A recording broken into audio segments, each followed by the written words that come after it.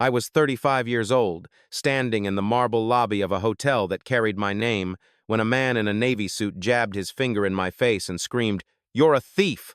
His voice cracked like a whip across the chandeliered silence. Guests froze mid-stride. Staff shifted uneasily behind the desk. And me? I didn't flinch. I folded my arms and let the accusation hang in the air, because I'd heard those words before, just never in a building I owned. Before we continue, where are you watching from? Drop your city or country in the comments below. And if you believe in dignity and justice, hit like and subscribe. These stories spark change. And we're glad you're here. Now, back to me. The manager's face reddened as he leaned closer, spittle catching the light. People like you don't belong in places like this. He didn't whisper. He wanted the whole lobby to hear it. Every clerk in uniform lined up like an audience. To them, I was a suspect, not a guest, not the owner. Beside him, a young security officer unzipped my leather bag without permission, pawing through it as if proof of my guilt would magically appear. His gold-striped shoulders suggested authority, but his eyes betrayed uncertainty. He wanted to please his boss, not the truth. The scene had unfolded too fast for anyone to intervene. A woman in a Navy concierge jacket pressed her lips together, torn between her paycheck and her conscience. A bellhop near the elevator clutched his luggage cart tighter, staring at me like I might explode at any second. I didn't. My silence was heavier than their accusations. The irony hit me like a cold blade. A black CEO mistaken for a criminal in the very space she designed, financed, and built from the ground up. My hotel, my empire. Yet in their eyes, my skin erased my title. I thought of the first time I was called a thief. I was 16, waiting in a Charlotte lobby for my parents to pick me up. A clerk told me the seating was for paying guests only and ushered me to the sidewalk like a trespasser. That humiliation carved itself into my memory, shaping every deal I chased, every contract I signed. And now, 2 decades later, history was repeating itself, but this time, I wasn't powerless. The air thickened. Phones came out. One guest whispered, "Are they really doing this?" Another muttered, "She looks calm, too calm." The manager didn't notice the shift. He was too busy performing his outrage, too certain of his bias. "Empty her bag," he barked at the security officer. "We'll settle this right now." The officer hesitated, glancing from me to the growing crowd. He'd expected compliance, not composure. My silence unsettled him more than anger ever could. I finally spoke, my voice low but steady. "Be careful," I said. "What you take from me today may cost you everything tomorrow." His hand froze on the zipper. The room stilled. No one understood yet, but they would. In minutes, the balance of power would flip, and the man calling me a thief would discover just how expensive his words. The manager straightened his tie like he was preparing for a courtroom battle, not realizing he'd already lost. His words echoed off the marble pillars. "Security, remove her." The command wasn't directed at one officer, it was meant for everyone within earshot, a spectacle of dominance. The young guard at my side stiffened. His hand lingered on my bag, but he didn't lift it. His jaw clenched, caught between obedience and doubt. Behind him, 4 staff members stood frozen in their Navy uniforms, faces carved with unease. One woman whispered, "Are we really doing this?" Her colleague hushed her fast, eyes darting toward the manager as if silence was survival. I remained motionless. 35 years had taught me the weight of stillness, how silence can be louder than a scream. My arms stayed folded. My gaze didn't waver. Every second I refused to move, the tension thickened, pressing on their chests like gravity. The lobby shifted. Guests began recording. A tourist with a rolling suitcase whispered into his phone, "This is crazy. They're accusing a woman in plain clothes of stealing inside a 5-star hotel." Another guest shook his head. "I've stayed here for years. Never seen anything like this." The sound of notifications pinged as clips began spreading in real time. The manager noticed the cameras and raised his volume, mistaking arrogance for control. "This establishment does not tolerate deception," he declared. He pointed at me as if branding me with his finger. "She is not a guest here. She is attempting theft." Every syllable was deliberate, exaggerated, and cruel. He wanted an audience. He wanted a villain. And in his blindness, he'd cast me in the role. The officer finally tugged at my bag, pulling it closer. Gasps rippled through the lobby. One guest shouted, "That's theft!" Another muttered, "This isn't policy, it's profiling." The manager ignored them. His eyes burned with certainty. I drew a slow breath. My mind flicked back to Atlanta, 24 years old, standing in a boutique hotel lobby after a red-eye flight. I had a confirmed booking then, too. The clerk looked at me, looked at my card, and said, "Not for you." That night, I slept in my car outside the building. That humiliation birthed my empire.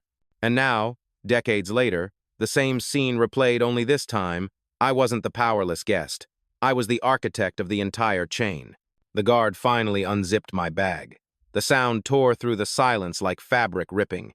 He rummaged inside, pulling out nothing but a tablet, a leather notebook, and a slim case of keys.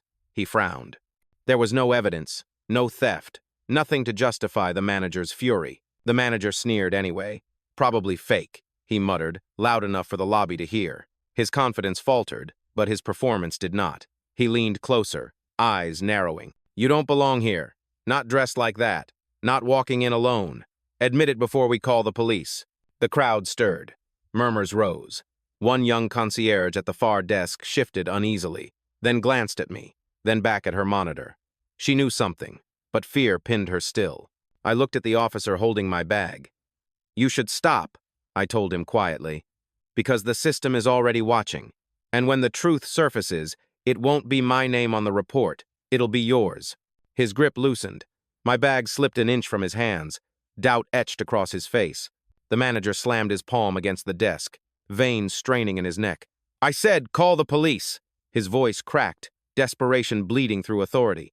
The first siren wasn't audible yet, but the sound of 1,000 eyes, 100 cameras, and one undeniable truth had already filled the room. And I knew this was only the beginning. The phone behind the desk clicked, the line to local police already buzzing. The manager barked into the receiver, his voice sharp, rehearsed. "Yes, we have a suspect here. Possible theft, refusing to leave. Send someone immediately." That word suspect slid across the marble like oil.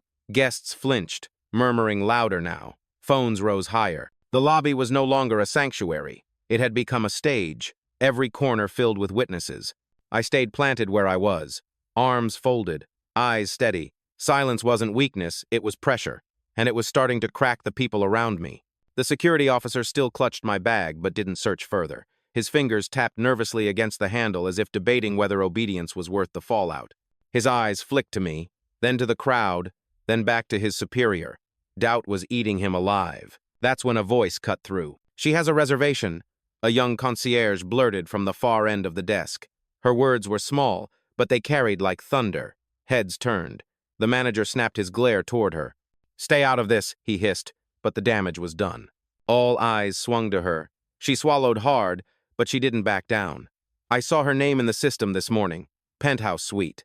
Carter." Her voice trembled, but it held. Gasps spread across the lobby. A guest muttered, "Wait, she's a VIP?" Another whispered, "They're throwing out their own client?"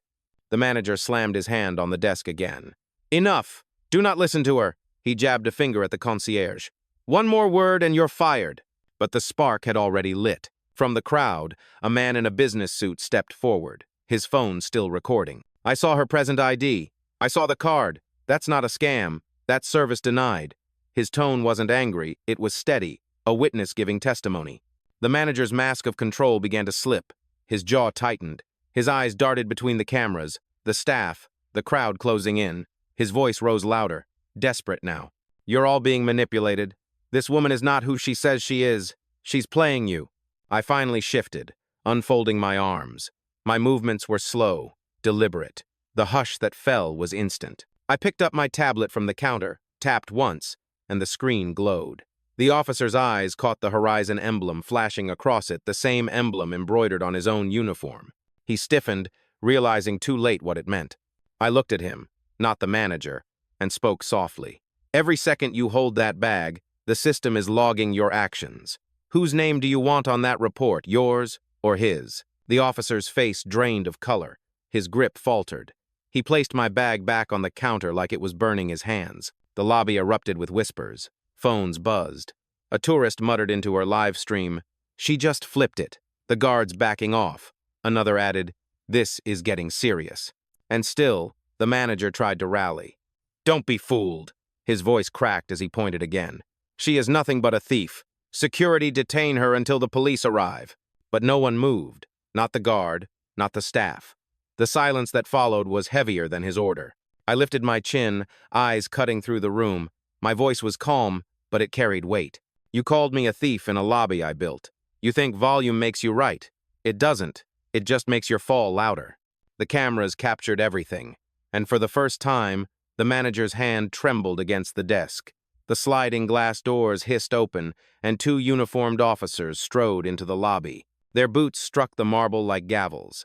The crowd parted just enough for them to see me standing still at the center, red dress against white stone, calm against chaos. The manager rushed forward, his voice dripping with false urgency. Officers, thank God. This woman is attempting fraud. She doesn't belong here. We've caught her red-handed. He gestured toward me like a prosecutor presenting evidence. The lead officer, tall with a square jaw, scanned the room. His eyes swept over the staff, the cameras, then finally landed on me. Ma'am, he said, tone firm but measured, we've had reports of theft. We're going to need you to come with us. The murmur spread instantly.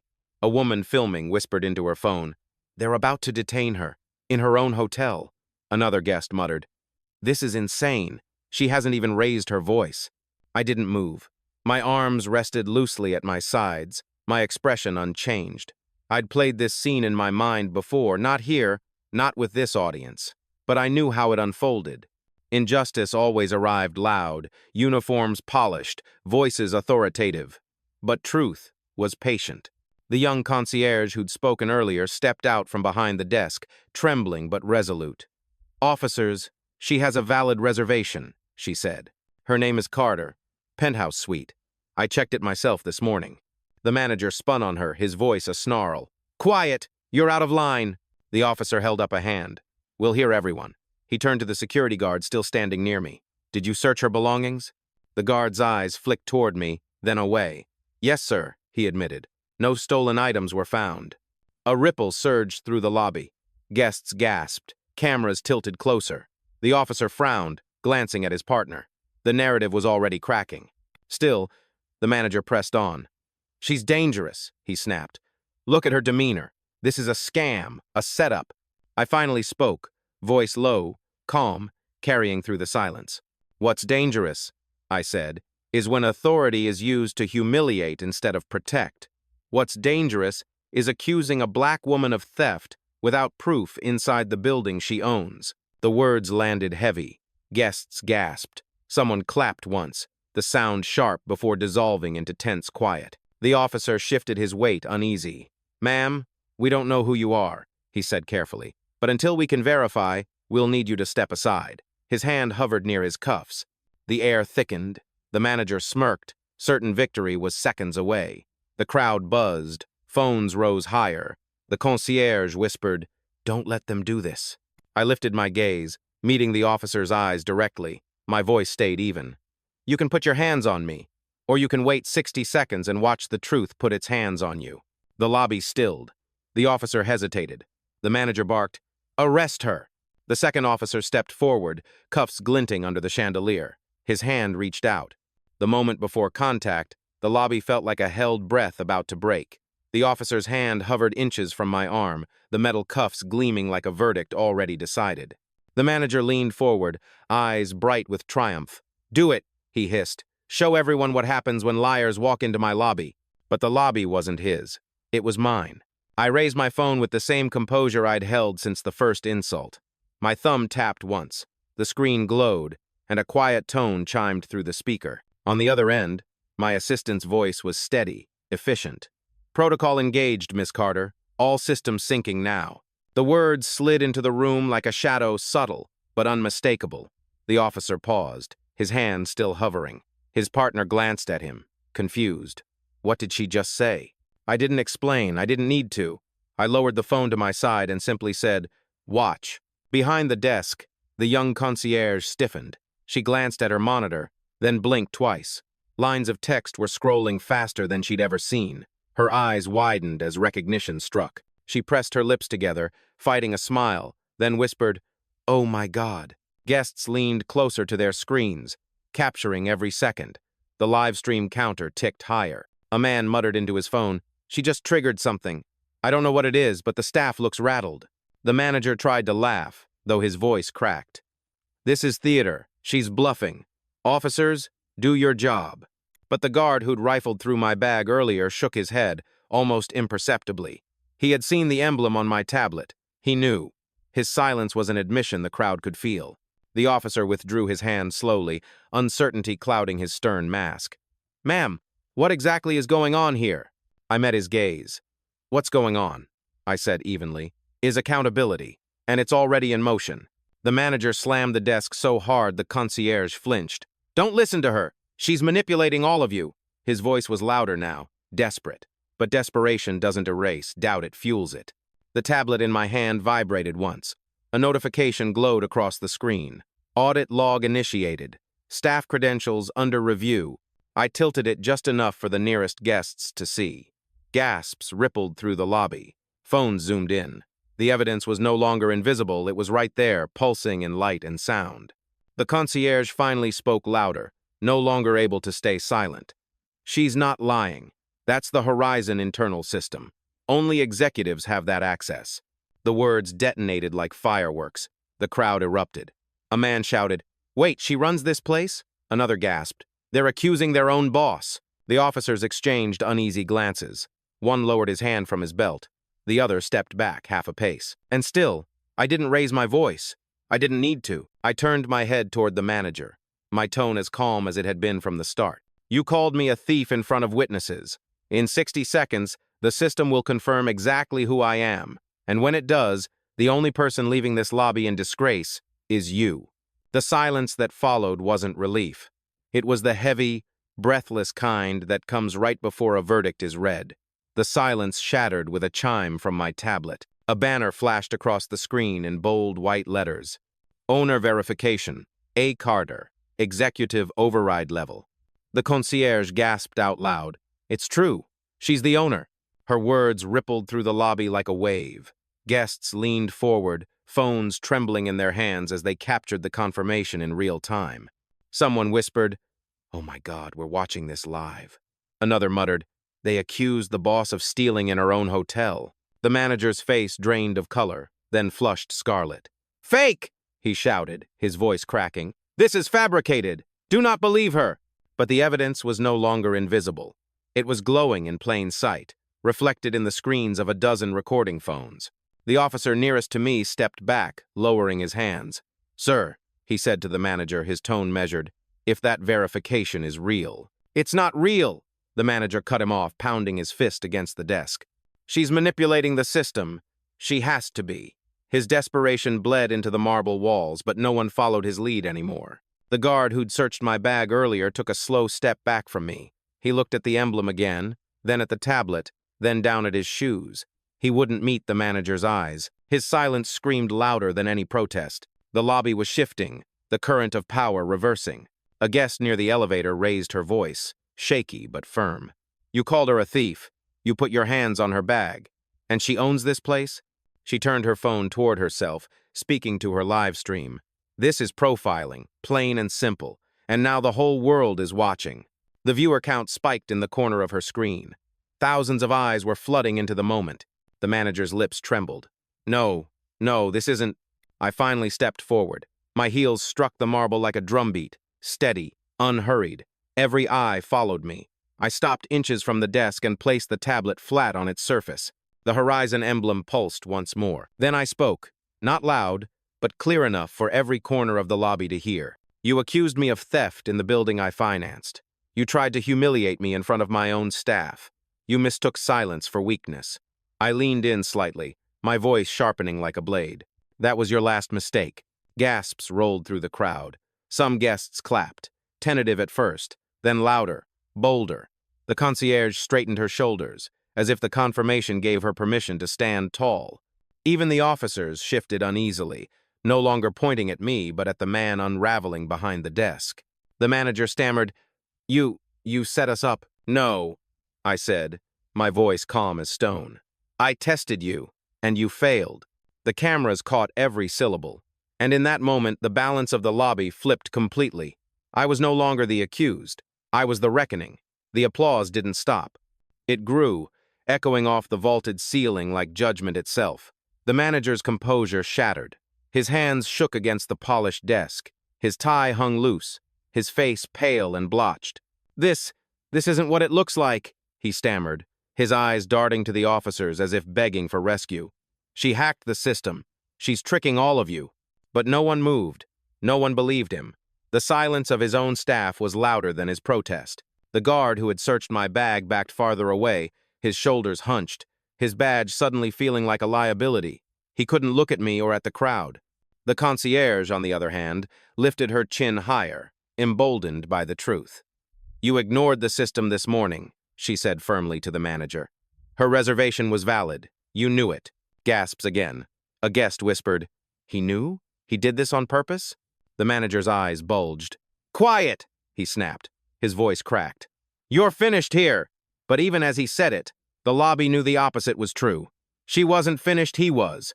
The guests circled with their phones, some narrating live. "The manager is losing it. He's shaking." Another added, "This is the ugliest case of profiling I've ever seen." One man in a gray suit, a longtime guest, stepped forward. "I've stayed here for a decade. Never again," he said loudly, making sure the cameras caught his words. His declaration felt like a nail in the coffin. The manager clutched the desk, sweat glistening on his brow. "Listen to me," he shouted. "This woman is dangerous. She's manipulating the narrative. I was protecting this hotel." The irony of that sentence settled over the crowd like a storm cloud. Protecting the hotel from the woman who owned it. The concierge finally stepped fully into the open, standing beside me. Her voice didn't shake now. "No, you weren't protecting it. You were protecting your bias." The words landed like a verdict. The crowd erupted in murmurs of agreement. Phones buzzed. Someone shouted, "Say it louder!"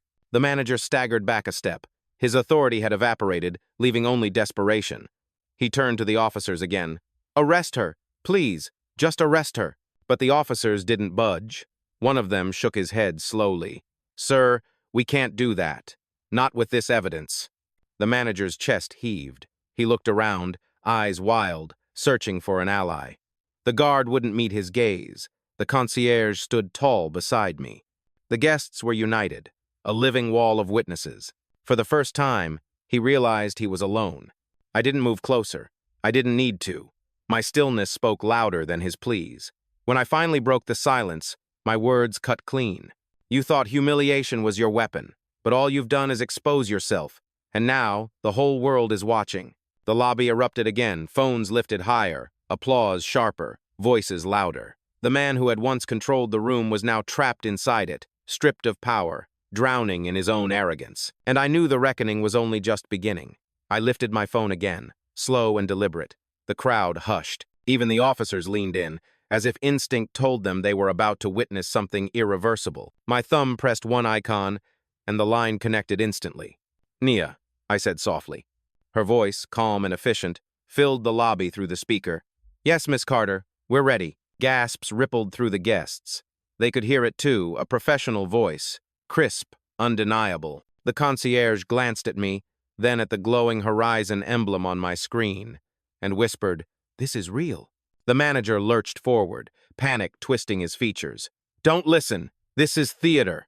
His hands trembled as he tried to swat at my phone, but he didn't dare cross the last inch between us. I spoke clearly, each word like a gavel striking. "Log incident. Timestamp all footage. Begin executive audit." "Yes, Miss Carter," Nia replied. "Incident is now archived on secure servers. Live monitoring engaged." Every phone in the lobby caught it. Every witness heard it. The room shifted again. This wasn't just confrontation anymore. This was procedure, power written in protocol. The guard who had searched my bag exhaled shakily. He stepped away from the desk entirely, retreating toward the wall as if distance could shield him from the fallout. The manager tried to recover. His voice cracked. "This means nothing. It's a trick." But the crowd wasn't with him anymore. A woman shouted from across the lobby, "Then why does she have direct access to your system?" Another chimed in, "Why is she the only one calm right now?" The officers exchanged glances. Their hands dropped away from their belts.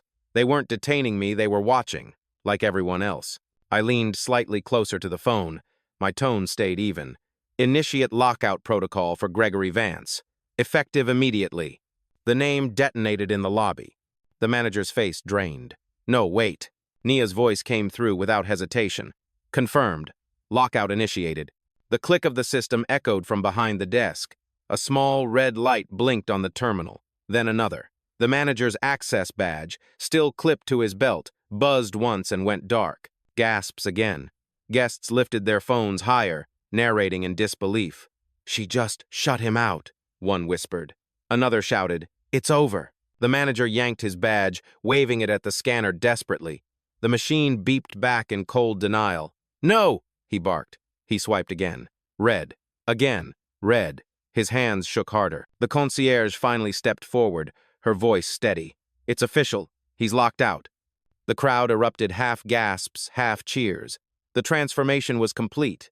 The man who had commanded the lobby minutes ago now stood powerless in front of everyone. I didn't raise my voice. I didn't need to. My words sliced through the chaos. "You tried to strip me of dignity. Instead, I've stripped you of authority." The manager's knees nearly buckled. He grabbed the desk for balance. Sweat streaked down his temple. The officers didn't intervene. The guests didn't look away. Every eye in the lobby was on him and on me. And I knew. This was only the first lock. The reckoning had just begun. The beeping didn't stop with the manager's badge. One by one, terminals across the front desk flickered red. Another clerk gasped as her login screen froze. The young guard who had followed the manager's orders checked his device. It buzzed once, then went dark. Panic rippled through the staff. "What's happening?" one whispered, tapping furiously at her keyboard. Nothing responded. Another tugged his badge across the reader, denied. Again denied. His hands shook as if he could swipe hard enough to rewrite reality. The crowd erupted. Gasps, whispers, shouts, the chaos swelling into a storm. "She's shutting them all out," a guest exclaimed, holding her phone high. Another voice cut through. "This is history. We're watching justice live." The concierge, still standing proudly beside me, didn't flinch. She looked at the others with a steady gaze. "It's protocol. She has authority to do this. We don't." The manager's voice cracked into the noise. "No, no, no, stop this, you can't." His pleas collapsed into a strangled cry as he swiped his useless badge again and again. Each red flash was another nail in his coffin. I stayed still, letting the moment unfold. My silence amplified the chaos around me. Guests recorded every tremor, every denial beep, every frantic gesture. The humiliation wasn't mine anymore, it was theirs. Nia's voice flowed calmly through my speaker, unshaken by the noise. "Lockouts complete. Audit log updated. Would you like escalation to permanent removal?" The words cut clean through the lobby. The staff froze, realizing exactly what was happening. The system wasn't just suspending them, it was documenting, archiving, and preparing final action. Their faces drained of color, a collective collapse of certainty. The guard who had rifled my bag shook his head in disbelief. "She owns the system," he whispered under his breath. But the microphones of half a dozen live streams caught it. The phrase spread instantly across social feeds. The manager spun toward the officers, desperation in every line of his face. "Do something! She's hijacking our hotel!" But one officer simply crossed his arms. The other shook his head slowly. "Doesn't look like hijacking," he said. "Looks like ownership." The crowd roared. Some clapped, some laughed, some shouted in awe. The energy shifted fully now. I wasn't the accused anymore. I was the center of gravity, and everyone in the lobby revolved around the truth I had just revealed. The manager staggered back, his voice breaking. "Please listen, I was only doing my job." I lifted my chin, my words sharp as glass. "Your job was to serve with dignity. You chose to humiliate instead. And now the system has chosen for you." The applause swelled, rolling through the marble hall like thunder. Cameras zoomed closer, capturing every flicker of defeat on his face. And yet, I hadn't spoken the final word. Not yet. The lobby no longer felt like a hotel. It felt like a tribunal. Marble floors transformed into a courtroom, chandeliers into floodlights of judgment, and every witness had their phone raised like a gavel. The first clap came from the woman in the concierge jacket, then another from the tourist with the rolling suitcase. Within seconds, applause broke out across the lobby, sharp, deliberate, unshakable. The manager staggered back, his eyes wide, his face drenched in sweat. "Stop this!" he screamed. "You're all being manipulated." But the voices drowned him out. "She owns this place," shouted a man near the elevators. "You called her a thief in her own lobby," another guest barked. Anger laced through every syllable. The guard who had searched my bag finally raised his hands, palms open, surrendering to the truth. "I followed orders," he said, voice shaking. But I was wrong. His confession detonated across the room. Gasps, shouts, a collective release of fury and vindication. Guests pointed their cameras at the manager, some even stepping closer, their voices louder now. "You should be ashamed. This is racism, plain and simple. You don't belong here, not her, you!" The manager's knees buckled. He clung to the desk like a drowning man reaching for driftwood. "Please," he whispered, his arrogance collapsing into fear. "You don't understand. I was protecting the hotel." The concierge cut him off, her voice steady and strong. "No, you were protecting your prejudice, and now everyone sees it." Cheers erupted. Phones buzzed. Live streams filled with comments. The digital world was colliding with the marble one, amplifying every humiliation tenfold. I stood in the center, still silent, still calm. My poise was its own declaration. I didn't need to shout. My authority was already absolute. The manager turned desperately to the officers, his last fragile hope. "Please, please, arrest her."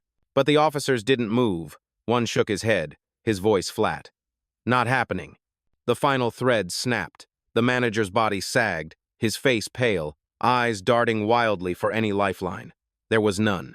His own staff avoided his gaze. His own badge was dead weight on his belt. I finally spoke, my voice cutting through the noise like a blade. "The world is watching, and so is the system.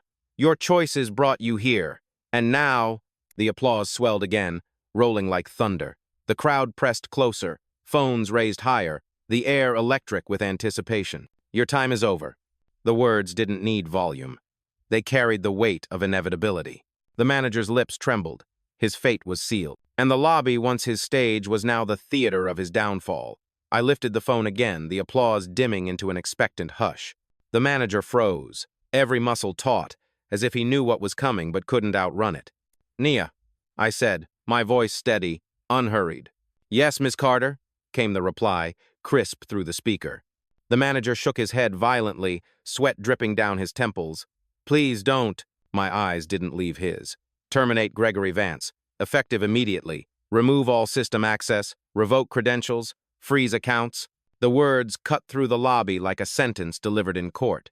"Confirmed," Nia replied. "Processing now." The manager fumbled for his badge, swiping it in a frenzy. "Red. Again. Red." The machine screeched denial with every attempt. He pounded it against the scanner until it cracked. Nothing. His authority had dissolved into digital ash. The crowd gasped, then erupted in cheers. Guests clapped, some shouted, some simply raised their phones higher, capturing the very moment justice became visible. I didn't stop there. My voice stayed calm, surgical. "Audit the team.